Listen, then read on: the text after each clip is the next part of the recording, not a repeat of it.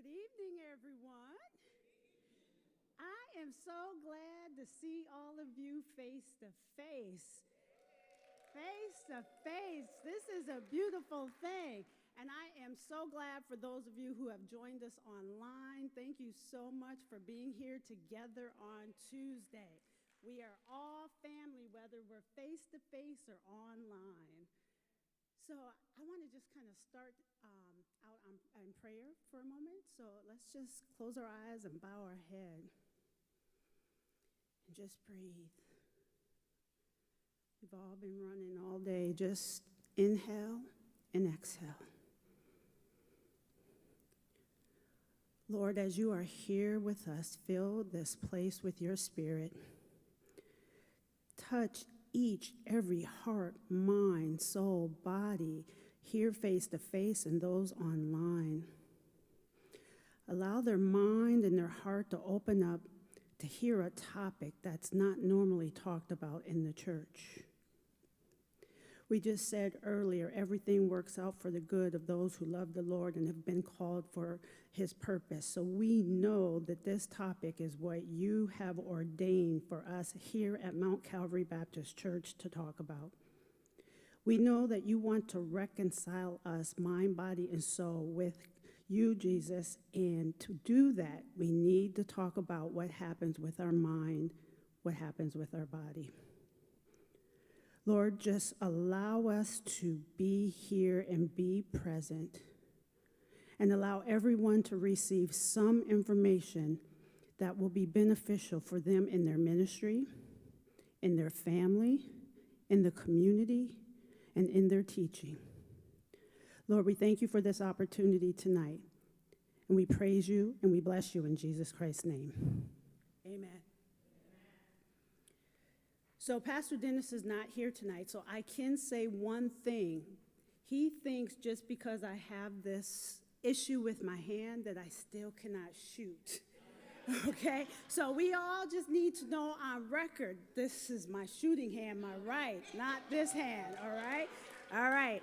So thank you, Pastor Dennis, for this opportunity to be here tonight and just to share your vision of bridging the gap of theology, biblical foundations, and psychology. Another way of thinking about it is Pastor Dennis and I share a passion of bridging the gap between faith and mental health. I also want to thank Pastor Brandy for setting the table on Sunday. Although some may say it's risky, the sermon is an appropriate place to address the topic of suicidal ideations and suicide. Your sermon from 1 Kings, chapter 19, 1 through 4, I have had enough. How many of you have had enough at some point in your life and you just have thrown up your hands?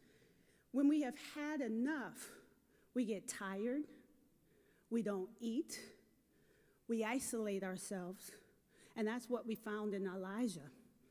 And he just wanted to end his life. But as Pastor Brandy preached, he needed rest. He needed to eat and nourish and strengthen himself. He needed some quiet time to hear the whisper of God. And that's what we're going to talk about tonight, is how do we identify people who have just had enough and have these ideas that they want to end their life. So I want you to know that September is Suicide Prevention Awareness Month, and this is a time to raise awareness about this stigmatized, taboo topic.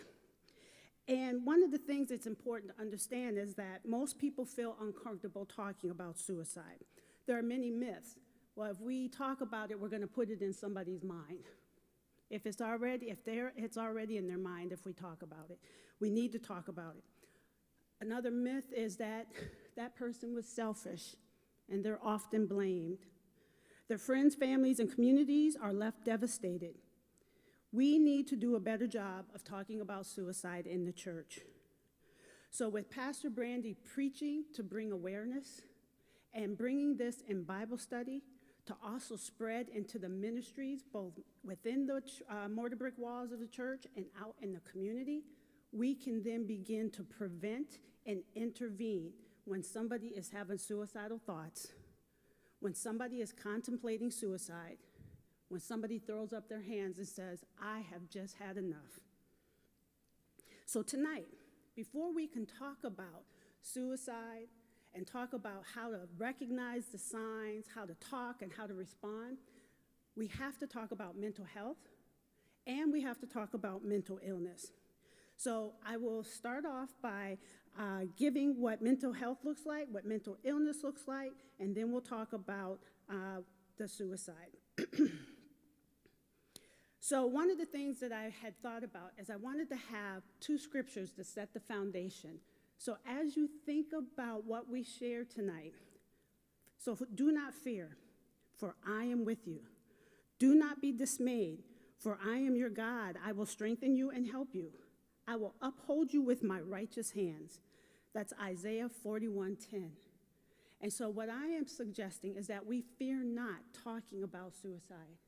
We fear not helping someone with suicide. We fear not talking about mental health and mental illness, especially in the Black community. The second passage that I wanted to provide for the foundations is 2 Corinthians 1:3-4. Blessed be the God and Father of our Lord Jesus Christ, the Father of mercy and the God of comfort, who comforts us in all of our affliction, so that we may be able to comfort those who are in any affliction, with the comfort with which we ourselves are comforted by God. Isn't that what it was with Elijah that Pastor Brandy talked about? When he had that quiet time, the Spirit and God comforted him. And we need to be able to do that with those that we are working with. So Black and brown communities face disparities and many barriers, such as higher levels of stigma, misinformation about mental health, and language that prevent them from receiving care. Even when they have access to treatment, Black and brown people often receive poor quality care due to the lack of cultural competence, bias, and inadequate resources. This results in misdiagnosis, dropping out of treatment, and a longer time to achieve recovery. However, when a mental health professional, those in the church, those in the community, take account the cultural needs and differences, outcomes can be significantly improved. We need to understand the culture of Black, Indigenous, and people of color. So when we talk about Black people, we also talk about spirituality and religion. And that stands out as defining characteristics among our people. And so that is why it's important to bridge the gap between faith and mental health, bridge the gap between theological foundations, biblical foundations, and psychological foundations. So with that introduction, I have some questions for you all. And for those that are watching online, feel free to place any thoughts you have in the chat box. Number one, if anybody's willing to share, what are you aware of feeling when you say the word suicide or hear the word suicide? What are you aware of how you feel when you hear suicide or you say suicide? Anybody willing to share how they feel when they hear the word suicide or say it? Anxious? Say again? Death? Mm-hmm. Scared? Concerned? Sad? Say it one more time. Dread? Yeah. Worry? Is that what you said, Dr. John? Okay. Anybody want to share what experiences you've had with a suicide, whether personally or professionally? Pastor Jack? I don't know if anybody else was listening to the radio that morning, but when Tom Joyner morning show was coming up, it's probably about 10 years now. This brother called in on the radio and said, I lost my job, things are going bad, and he was thinking about ending his life. And it was on the radio. I thought it might have been joking or whatever, but I hope they wouldn't joke about nothing like that. But it was literally him on the radio. They were trying to call T.D. Jakes, Ayana Manzan, but he was on the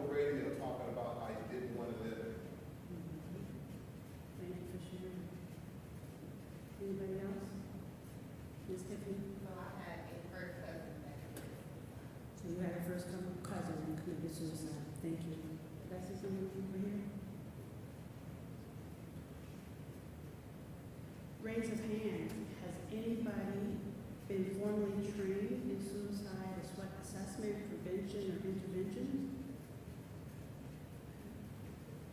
And the reason I ask that, and the reason we have to talk about that in the church, is because what happens out there doesn't stop at the door of our church. And so whatever happens out there is going to come in here.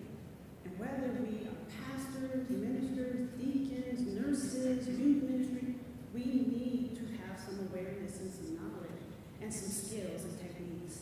And that's what I'm hoping that I can plant the seed. Third question. Considering what you do and do not know about working with a suicidal person in crisis, what do you want and feel the need to know before you step in to assist? What do you want to know? What do you feel like you need to know?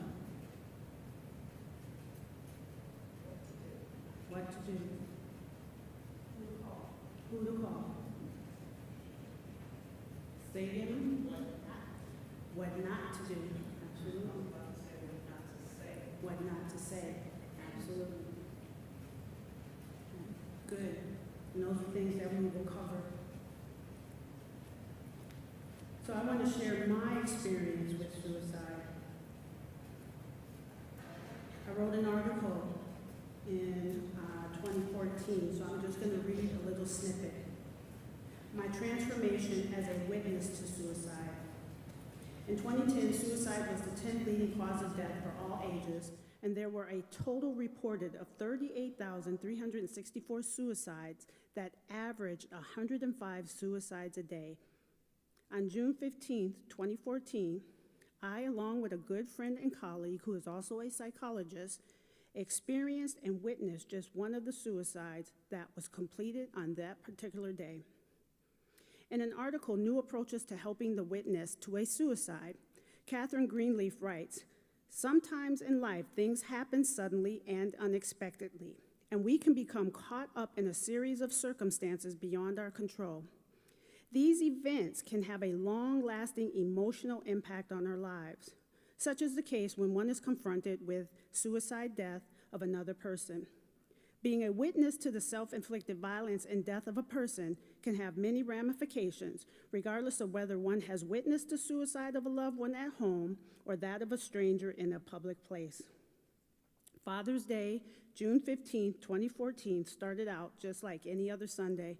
I woke up thanking God for waking me up. I let my dogs outside for the morning. However, this particular day, I was more excited for the events of the day. I was going to church, celebrating the baptism of my dear friend's son, possibly getting 8 holes in as preparation for the Mac-Yak golf tournament, and having dinner with a very good friend, Dr. Amy Walker, who was in town for a couple of days, and I had not seen in over 2 or 3 years. Additionally, I was excited to find the right moment to say Happy Father's Day to my dad, as I wanted it to be special since we do not live in the same city. As I reflect on the day's events prior to 8:16 p.m., I could not have been more happy and comfortable, possibly content with my life. I have wonderful family and friends. I love my career as a professional counselor and counselor educator. And I appreciate where God has brought me in my ministries, both inside and outside the 4 walls of the church. Prior to 8:16 p.m., Dr. Amy Walker and I just had dinner, sharing and celebrating our life's journey, both individually and collectively, since first meeting at the University of Pittsburgh in 1998. Even though my Sunday started out just as any other Sunday, at 8:16, my life changed forever, suddenly and unexpectedly. To summarize, I witnessed a suicide where a woman jumped off the Fort Duquesne Bridge and landed right in front of me in the parking lot of Heinz Field. There is a time-worn adage: a witness to violence is a victim of violence. Suicide is a form of self-inflicted violence, and witnessing a suicide or finding someone after they have died, whether you know the person or not, can be very traumatic. A witness to suicide may have intense feelings and reactions, which is a normal response to an abnormal event. People who have lost a loved one to suicide are typically referred to as suicide loss survivors or survivors of suicide loss, whereas the people who have witnessed a suicide death have come upon the deceased body after the fact or have heard or read graphic details regarding the death are called witness survivors. I had those roller coaster of emotions. I'm a trained counselor. I've been specifically trained in suicide assessment and prevention. When I saw the woman on the bridge, I was trying to get her to not jump, but it was already in her mind what her plan was to do. I knew the backdrop of mental health and mental illness, and I was so disappointed in the system that I wanted to give up being a counselor. I did not want to work in the church anymore because I could not understand why I could not keep this woman from jumping the bridge. After going through my significant counseling and working with my pastors at my church, at then church, I realized that I can use this in my ministry. And after that, I could not believe how many families that I had coming to me who had lost a family member or a friend to suicide. So then I embarked on this mission to develop trauma-informed and resilient approaches to community development, to agencies, to churches. So what do we mean by a trauma-informed approach? First of all, SAMHSA has come up with, there's 4 things that we need to do when we are talking about being a trauma-informed and resilient approach. All of us can be resilient, but we also have to be trauma-informed. So 1, we have to realize the impact of trauma and understand potential paths for recovery. People experience trauma every day. We as a Black people experience continuous traumatic stress, race-based traumatic stress. People are experiencing adverse childhood experience, trauma at a young age, our children, but also our adults. We need to recognize the signs and symptoms of trauma in individuals, families, and groups. Pastor Jack, I'm thinking about the person that called into Tom Joyner. Were people recognizing the signs and symptoms? Were they looking to see, let's look at the phone number. Was the number showing up? Could we send somebody out and do a house call, a wellness check? We respond by integrating the knowledge about trauma into policies, procedures, and practices. That's one of the things I like about minority behavioral health, because we're taking this impact of a person's culture and history to understand the treatment plan when assisting them with becoming healthy whole. And finally, we resist practices that could cause more harm. You know, they say 60 to 80% of our communication is nonverbal. What are we communicating when somebody is talking about anxiety, depression, trauma, suicidal ideations with our nonverbals? And one of the things we have to be aware of is we have to be genuine, we have to be non-judgmental and empathic to be able to lead that person to recovery. So when we talk about a trauma-informed ministry approach now, we need to realize the impact of trauma for the people that come into our doors, to the people that we go out and serve. We need to understand the distressing and emotional experiences that leave lasting effects, and that we need to incorporate that into our ministry approach. So as you all have heard, we're working on a strategic plan. So for all the different ministries, encouragement and caring and deacons, how do we weave in this understanding of trauma in our ministries? We recognize the signs and symptoms of trauma of those we minister to. We respond by fully integrating knowledge about trauma into church ministry policies, procedures, and practices. And then we seek to actively resist re-traumatizing somebody that could occur from lack of awareness, lack of knowledge, and lack of skills. So the goal is, how can we develop skills to be trauma-informed and come from a resilient approach? So there's 6 principles to this trauma-informed approach. We need to provide safety. Safety is emotional safety, physical safety, and how do we do that in our connections and in our interpersonal relationships? We have to be trustworthy and be transparent, okay? We have peer support. If somebody comes to us and we are trying to get them involved in ministry and they're willing to share their story, How do we allow them to provide support for others in the church? We collaborate and we have mutuality with community organizations, colleges, and universities.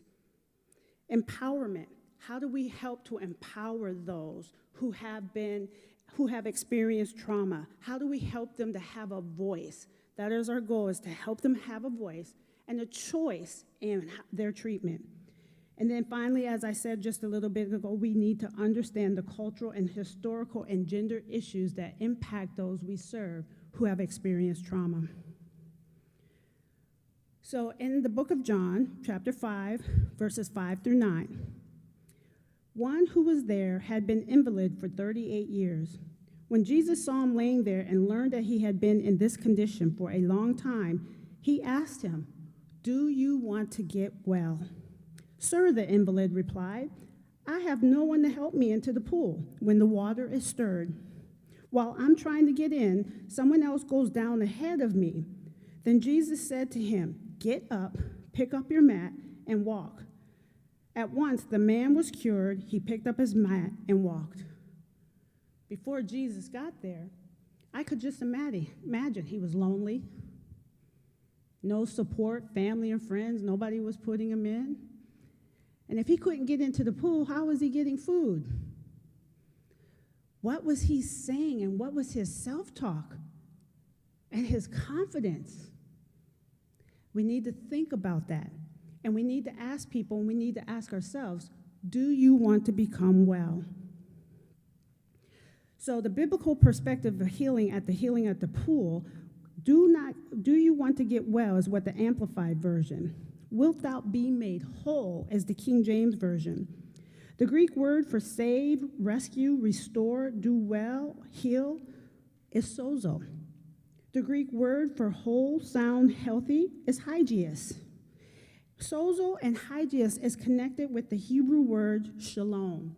You all know shalom, right? Shalom is physical, psychological, social, spiritual well-being. So we need to understand when it comes to a person's salvation, it goes just beyond the soul and the spirit. Healing goes just beyond the body. Healing is more than just your physical transformation. Healing is mind, body, and soul. So the question is, do you want to be made whole? This diagram is the 8 dimensions of wellness. When we talk about wellness, it's the overall well-being. For people with mental health and substance use conditions, wellness is not simply the absence of disease, illness, or stress, but the presence of purpose in life, active involvement in satisfying work, joyful relationships, a healthy body, living environment, and happiness. Wellness incorporates mind, body, and spirit. Wellness incorporates mental, emotional, physical, occupational. Each aspect of wellness can affect overall quality of life. So if we know during the pandemic, if social wellness is interacting with people and going to church, and now we're shut down, that piece of the pie is shrinking. And then what's happening socially can impact emotions. Sad, depressed, I'm stuck at home. We don't know what's happening at the home. And then now it's impacting physical. So now I can't get out, I can't go work out, I can't do the things that I used to do. Something that's important to keep in mind is that wellness can be impacted, now when we talk about a cultural perspective, trauma. So when we're talking about race-based traumatic stress, whether it's indirect or directly experiencing it, whether it's adverse childhood experiences. So when we talk about mental health indicators, we're talking about emotional well-being, psychological well-being, social well-being, physical well-being. And we're talking about economic well-being and spiritual well-being. Jesus' ministry was holistic in nature. It wasn't just limited to the physical aspect of healing the sick. Faith can play a significant role in overall wellness, and perhaps this is the reason why Jesus remained very focused on faith in his ministry. Maybe he was trying to show that physical healing is only one dimension of life, but that faith affects the entire being and thus is essential to wholeness, wellness, and mental health. For Jesus, healing was never accomplished for the sake of healing alone. It was an indication of the presence and power of God to bring people to the point of glorifying God. So what is mental health? We all have mental health. And that's one of the things. People don't, when you say mental health, they don't want to talk about it, but we all have mental health. Mental health is a state of well-being in which the individual realizes his or her own abilities, can cope with the normal stresses of life, can work productively and fruitfully, and is able to make a contribution to his or her community. The National Association of Mental Health said that it's estimated that only about 17% of U.S. adults are considered to be in a state of optimal mental health.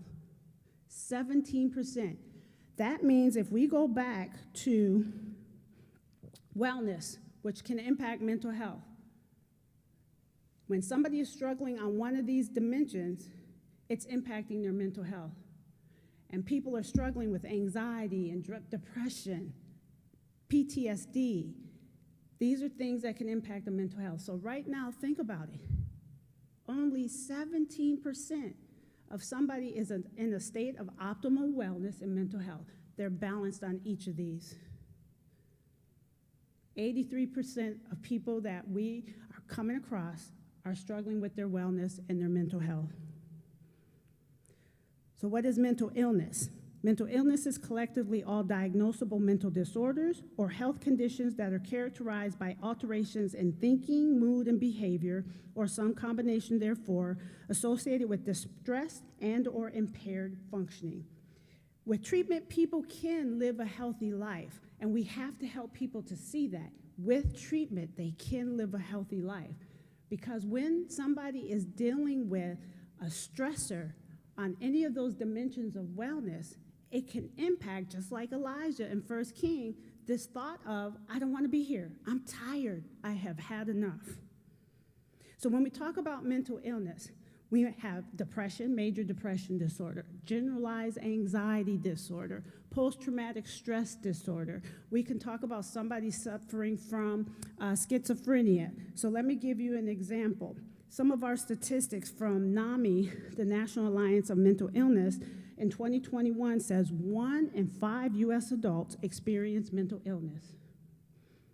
1 in 20 U.S. adults experience serious mental illness, schizophrenia, psychotic episodes.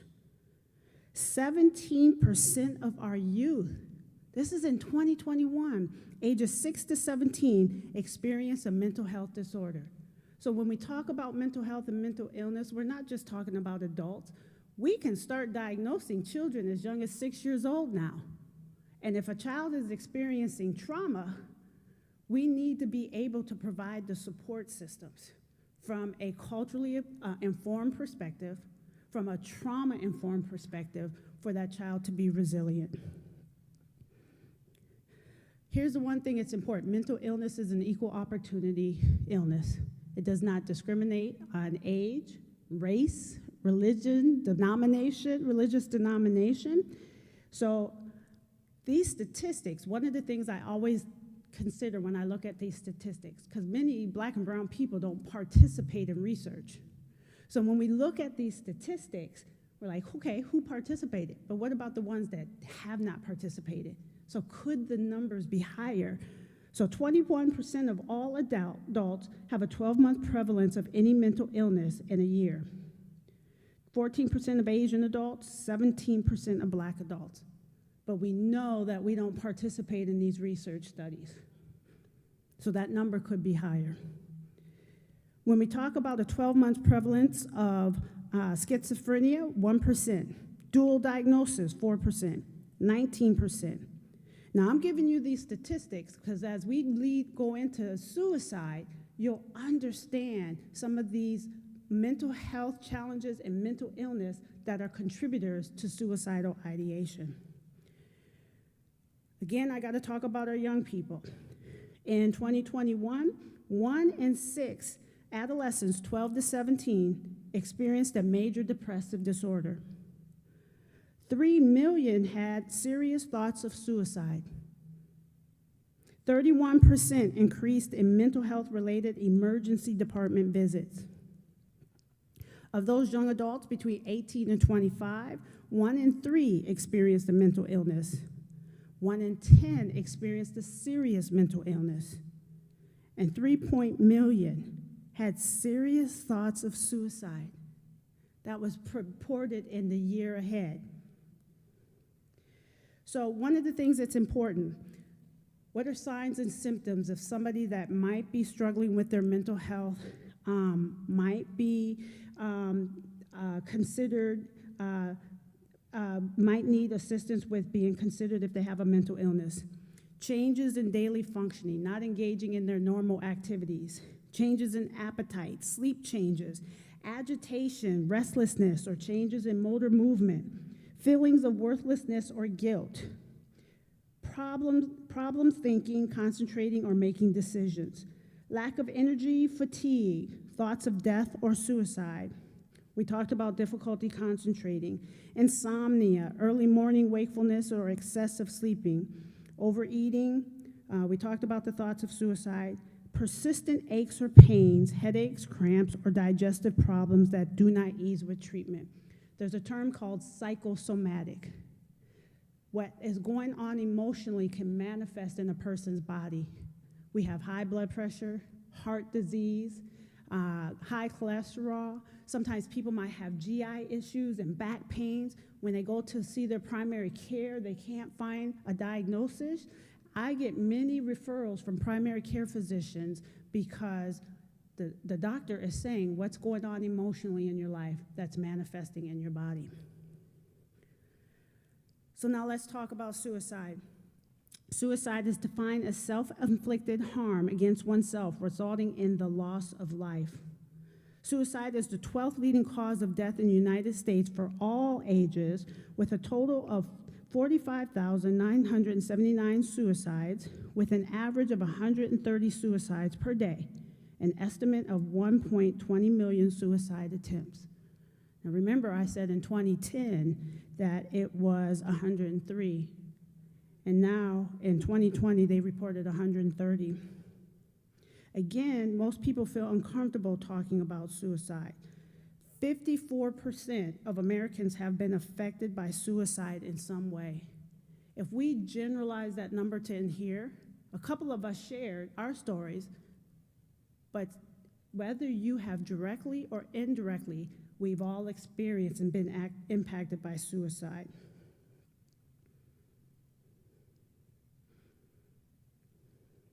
An increase in suicide was especially seen among 15 to 19-year-olds and young men. In 2021, this study just came out in a journal article in April of this year. In 2021, 19% of adolescents in grades 9 through 12 had seriously considered attempting suicide. 9% had attempted, and more than 1 in 3 experienced poor mental health during the pandemic. In addition, now listen, because we got to focus on our young people, 44% of students experience persistent feelings of sadness and hopelessness.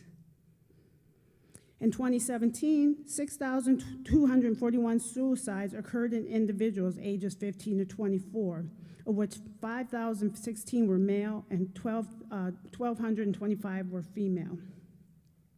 Now, why is adolescence of a concern, as well as older adults? Because the number of older adults, 60 and older, with death by suicides is on the rise as well. However, adolescents are of particular concern with the increase of social media use, anxiety, depression, and self-inflicted injuries. The psychologist that I worked with when I witnessed a suicide, this is his specialty. And one of the things that he was explaining to me during the pandemic is when there is a suicide that's published or publicized on social media, it then gives other people courage to attempt suicide. And so then he's saying there may be a rise. And so with the social media use, that is a concern. Another study said that it could be family and community structures might not be as tight-knit as in the past. Family and community structures. I've heard many of us talk about we got to have some structure for our young people, right? And the technology has led young people to spending less time in cultivating rich in-person relationships and more time being exposed to cyberbullying. And that goes back to what we talked about on Sunday, Ms. Jennifer, is we do need to get people coming back face-to-face to cultivate these rich relationships. A quote, "I don't think it's the using of technology that's the problem, but I think it can be how it affects your relationships and the cyberbullying issues," a researcher said. There's growing evidence now that cyberbullying is associated with depression, with self-harm and suicidal thoughts, and even death by suicide. And then finally, my last set of statistics. An estimated 60% of high school students reported experienced suicidal ideations, and 9% attempted suicide. Females attempt suicide 2 to 3 times more frequently than their male counterparts. However, males die by suicide at 4 times the rate of females. And suicide is a serious public health and social issue and can be prevented. So when we talk about now, what do we do? What are strategies? I want you to think about, there's kind of a 5-step approach that's used for clinicians and health professionals, but we can generalize for the layperson, for the minister, some of these. So 1, we need to understand circumstances that increase suicide risk. So there are 4 circumstances that increase suicide risk. There's individual risk factors, relationship risk factors, community risk factors, and societal. So individual risk factors: previous suicide attempt, history of depression or other mental illness. That's why I had to talk about that first. Serious illnesses such as chronic pain, criminal legal problems, and job financial problems or loss. So when I think about what you said, Pastor Jack, the man just lost his job. Okay, relationship risk factors. Bullying, didn't we just hear that with adolescents and this cyberbullying? And I'm thinking about Ms. Jennifer and Ms. Renetta when we were talking earlier, the bullying with the older adults, right? Family, loved ones' history of suicide, loss of relationships, high conflict or violent relationships, social isolation. Some other individual I just want to mention could be impulsive or aggressive tendencies, substance misuse, current or prior history of adverse childhood experiences, sense of hopelessness, violence, victimization, or perpetration. Community risk factors: lack of access to health care. And if you have access, Ms. Tiffany, we're talking about this. Some people can't pay that copay or that deductible. Suicide cluster in the community. I just talked about that. When there's one in one community, it increases. There becomes a cluster. Stress or acculturation. Community violence. Historical trauma and discrimination. There's this research now that's called race-based traumatic stress. And people who experience microaggressions, discrimination, that can impact a person's mental health. And then societal risk factors: stigma associated with help seeking and mental illness. So we gotta break the stigma and the biases. Easy access to lethal means of suicide among people at risk, and unsafe media portrayals of suicide. So what are protective factors? So when we are working with somebody, we wanna just kind of think about what are the risk factors they have. But now let's identify some of the protective factors. So individual protective factors: effective coping and problem-solving skills. That's why we have that as part of prevention, teaching coping and problem-solving skills. But that's not just something we do with young people. We need to do that across the lifespan. Reasons for living. I don't want to die because I'm here for my family or friends. Even pets are part of family members. A strong sense of cultural identity. Relationship protective factors: support from partners, friends, and family. and feeling connected to others. I want to go back for a second because I'm going to go back to my suicide. In the study that was conducted in 2022, they had found that the number of adolescents who had connections with people, their percent of feeling hopeless, the persistent depression and anxiety was less. So if we can help people to have connection and relationships. Other protective factors include,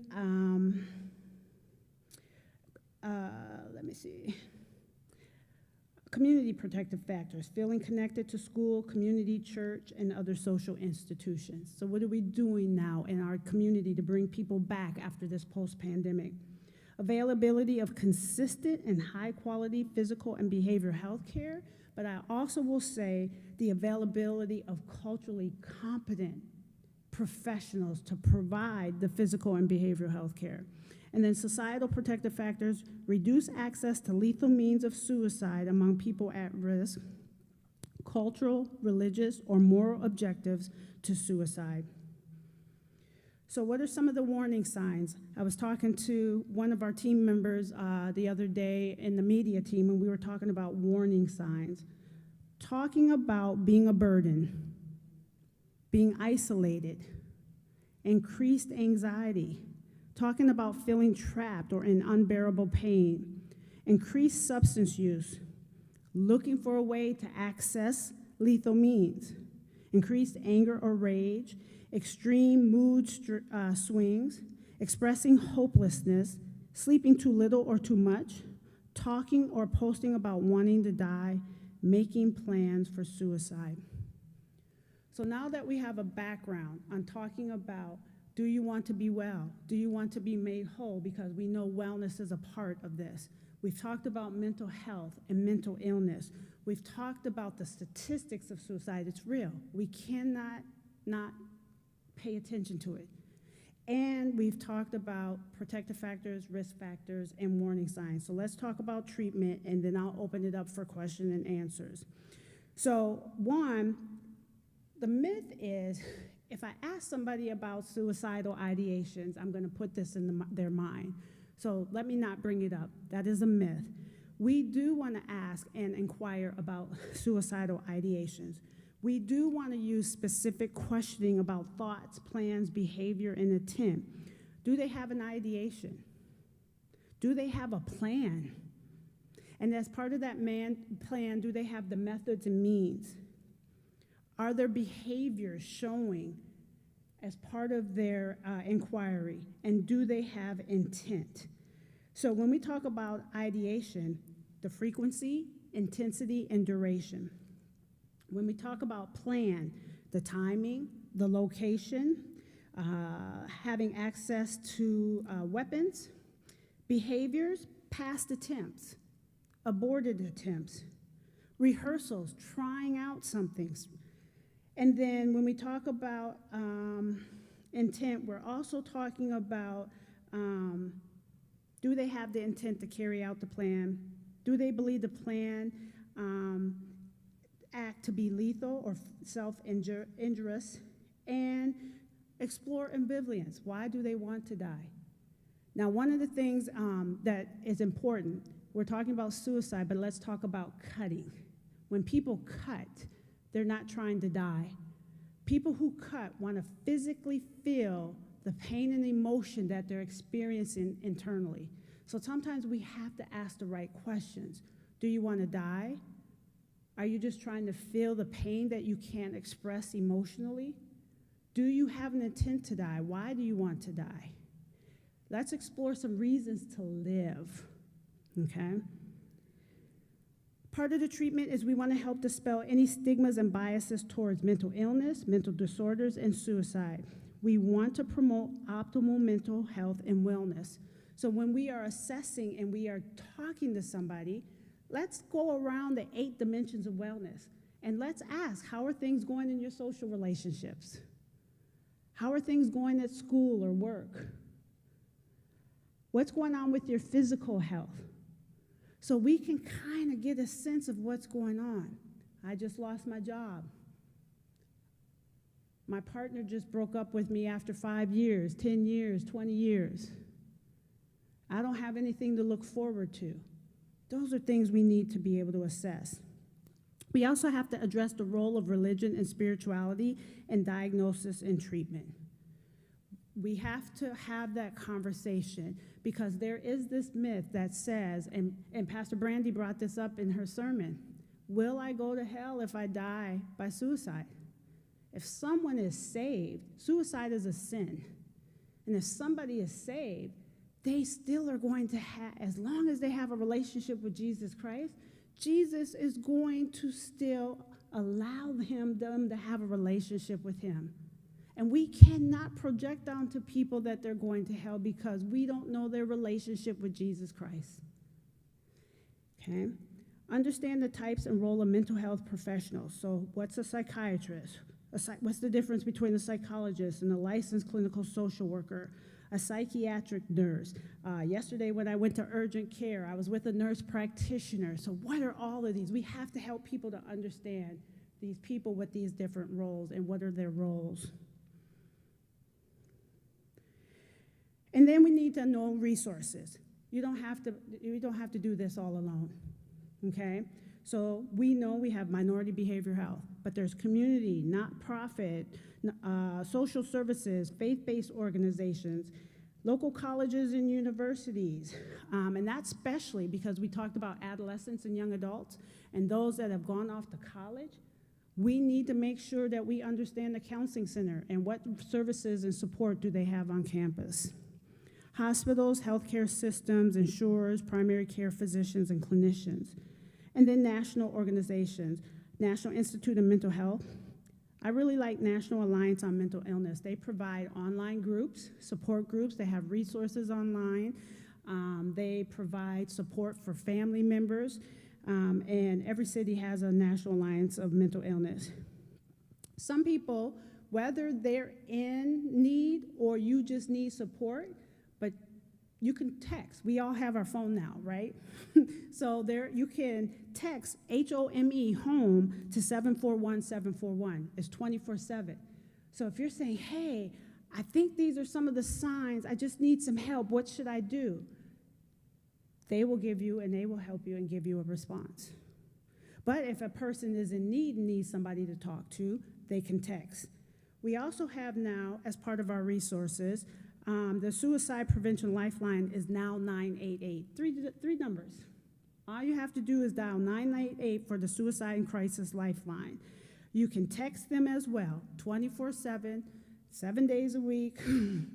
So there is a trained crisis counselor. It's confidential, it's free, and it's available. So just know with the text line and the suicide crisis line, free trained counselors, and it's for people who might be in need, but if you need support in helping someone who's in need. And then finally, what do we say and what do we not say? When talking about suicide, consider other meanings your words may have. For example, committed suicide implies suicide is a crime. You can help eliminate the misunderstanding and stigma that prevent people from speaking up and getting support by choosing words that are more clear and neutral. So instead of saying failed suicide or unsuccessful attempt, suicide attempt or attempted suicide. Instead of saying successful or completed suicide, the person died by suicide or suicide death. Instead of saying committed suicide, consider saying they took their own life. Instead of saying choose to kill him or herself, consider saying died as a result of self-inflicted injury. And let me tell you why this is important. I was somewhere and having this conversation, and a family member said, yes, because people don't know, I lost my child to death by suicide, and when people say committed suicide, I get very angry and triggered. Okay, so we have to consider those that are around us.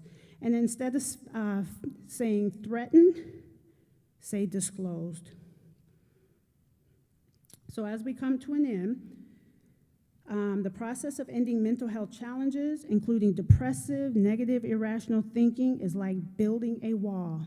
Putting the pieces together step by step builds a wall, and we have to do it together. Changing depressive, negative, or irrational thoughts are within your control and with the help of some caring person. By defeating them, you can reduce or eliminate the physical and emotional strains associated with them. You don't have to do it alone. So let me go back to the man at the pool of Bethesda. This is for each of you, but the people that we work with. Just like my client, and I'm going to call him my client, at the pool of Bethesda, many of us may need healing. Many of us need to focus on our wellness and or need to focus on our mental health, yet sit at the side of the pool but don't jump in. We come up with many reasons for not seeking and healing, come up with an arsenal of excuses. I don't have time, I don't trust the system, I just have to pray harder, I don't want to tell my business, I don't want to be marked, I don't want to ask for help. Even though you may think and behave in self-defeating ways, Jesus will notice you, and he will ask you, do you want to get well? Are you waiting at the pool? Thank you. So I know it's 8:02, but I was told if we go over, if people have questions, that is just fine. We won't go too far over, but does anybody have any questions? And if there are any questions on Facebook as well.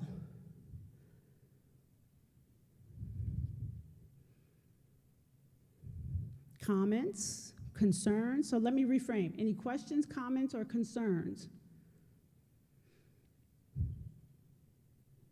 Anything on Facebook?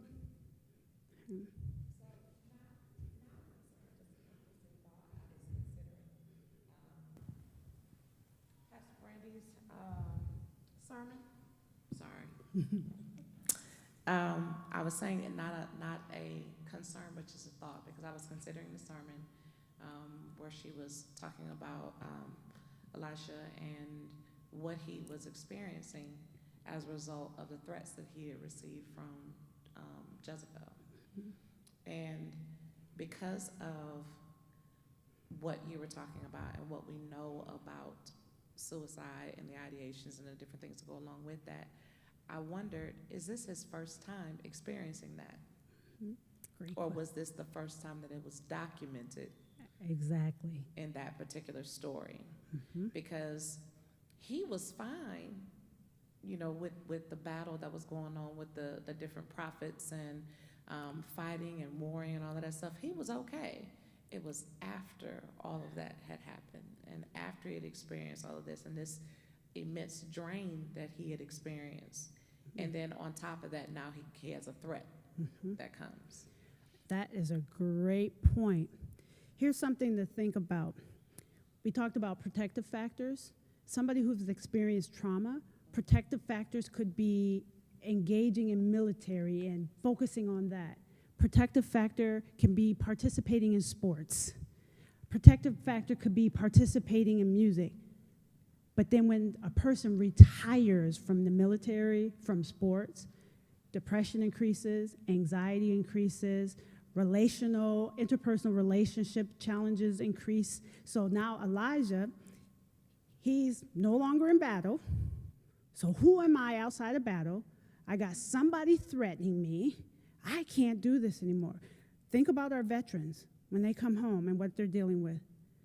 I do a lot of work with athletes, and when they retire from sports, that's why it's really important to help people to understand who they are outside of whatever that protective factor is for the time. Yep, that's a very good point. Pastor Jack. I know we can't do long-distance diagnosis from 2022 to around maybe 1,000 or 1,500 BC with Elijah. But earlier on, he had that victory, and he was on a high. Mm-hmm. And then once Jezebel said, I'm going to get you, sucker, so to speak, mm-hmm. he had a low, from high to low.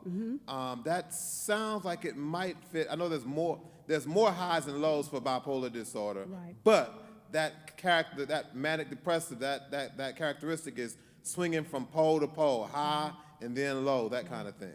Absolutely. I love that you brought that up because, first of all, are mental illnesses in the Bible? Absolutely, yes. Has there been suicide in the Bible? Yes. Suicidal ideations, as we know, yes. But back then, they didn't use the word suicide. They didn't use the word mental illness. But the behaviors, we could say, ooh, today that might sound like depression. Or that might Job dealing with depression and grief and loss of relationships.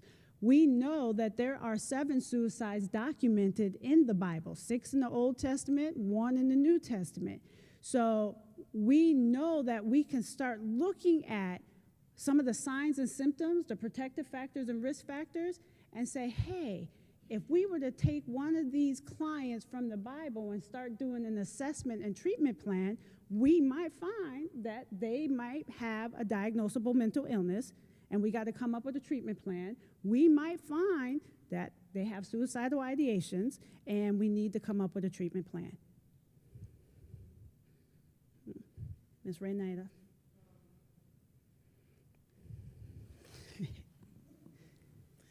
I want to say thank you to you for all of the statistics that you gave us for young people, because anyone who knows me know that young people are my heart. It takes me back to a sermon that Bishop Paramore preached a long time ago, "Do you know where your children are?" And he said not so much where they are in the house with you, but where their minds are. We work in schools all over Akron with kids every day.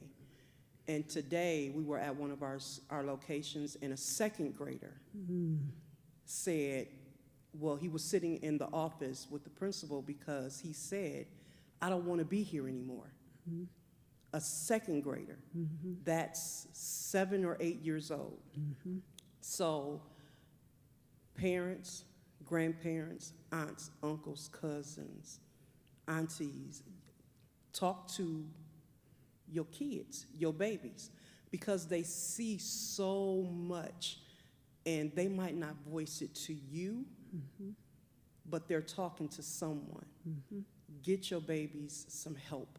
Absolutely. Because we need them, and whether you realize it or not, they need you. Absolutely. And they need us healthy, they need us whole. So I want to say thank you again to you for the statistics that you gave. It's very eye-opening.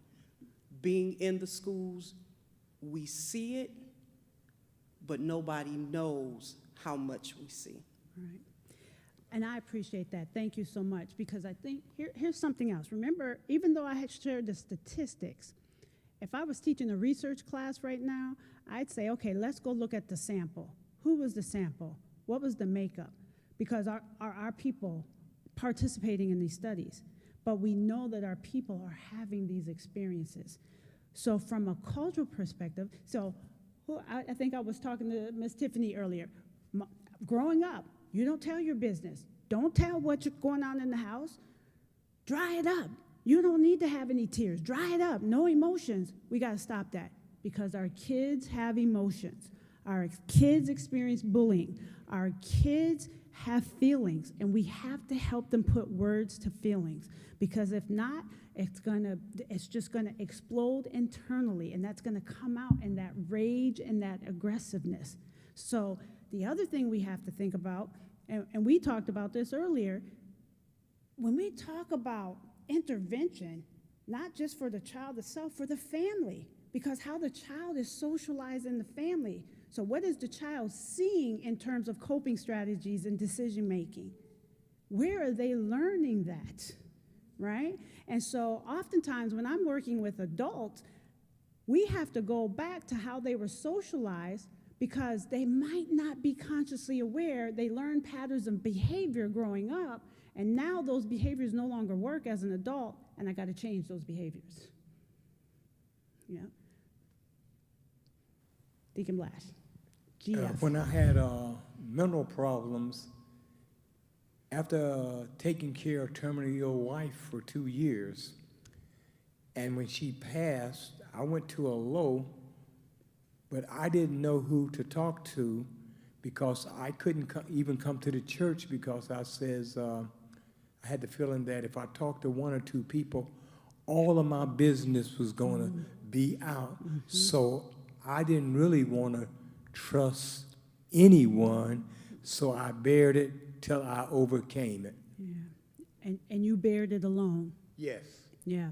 And I appreciate you sharing that because this should be a place where you can talk about it and not be judged and not worried that it's going to be shared with multiple people.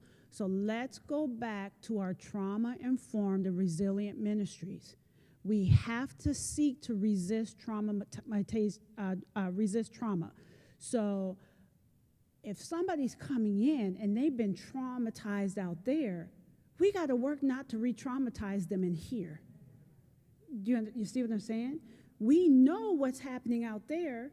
Let's not be what's happening out there in here. Thank you, Deacon Blash. Dr. John.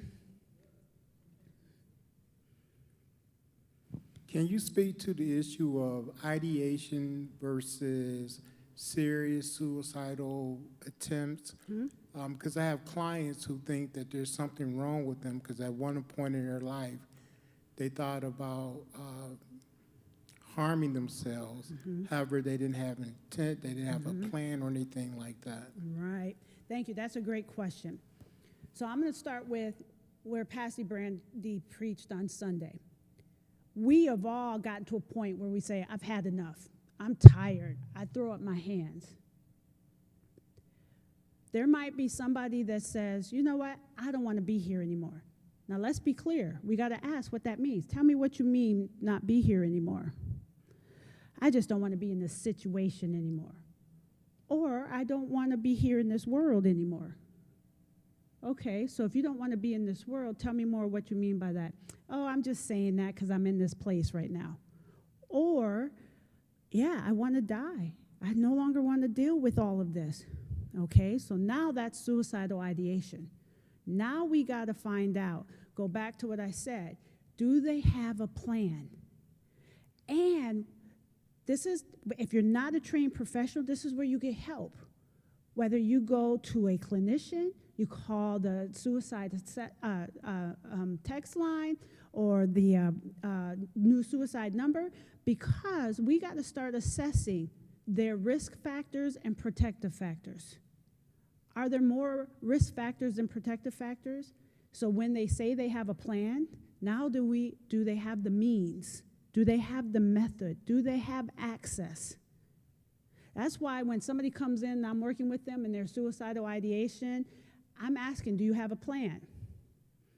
Well, if I had a gun, or may I take some pills? Well, do you have a gun? No, but I'm searching how to get one. That becomes a flag for me. Okay? So the ideation is, I have this thought. The intent is, I have a plan. And when we're thinking about the plan, do they have the method? Do they have the time? Do they have the place?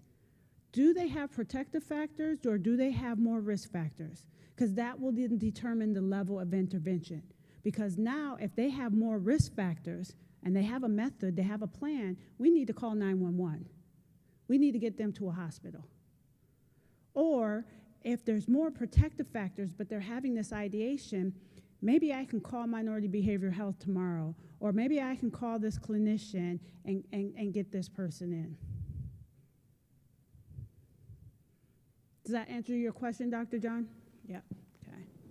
So we got to put, when we're talking about ideation, we got to think about those risk factors, protective factors. Do they have a plan? Go back to those behaviors. Are they showing any of those warning signs? So it's not a one-size-fits-all either. Okay. Any other thoughts, Dr.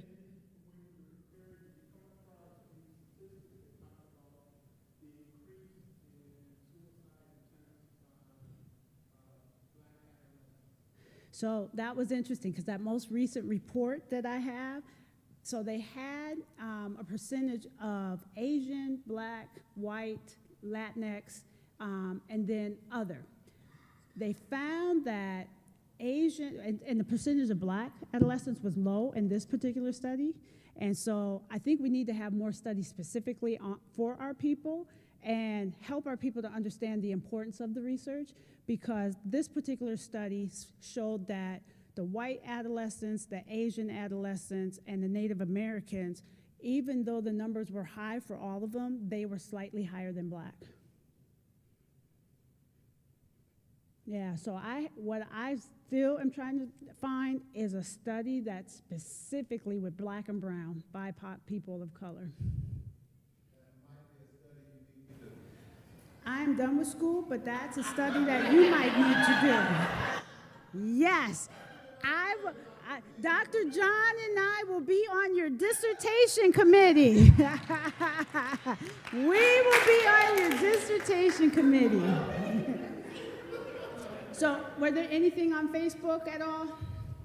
Nope, okay. I want to say thank you. All right, so if that's it, thank you all. I enjoyed having this conversation. Let's keep it going.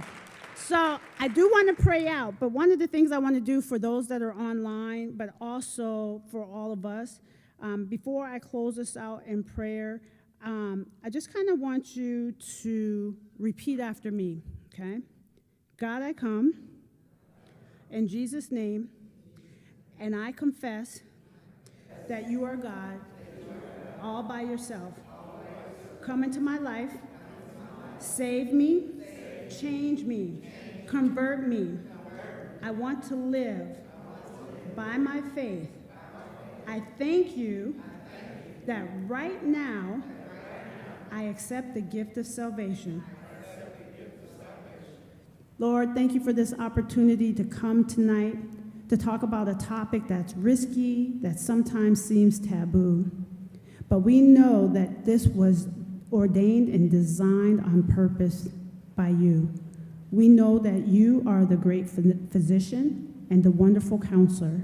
And so it is our hope that tonight we were able to touch each person here in the sanctuary, and those online and those that will watch later, touch them mind, body, and spirit.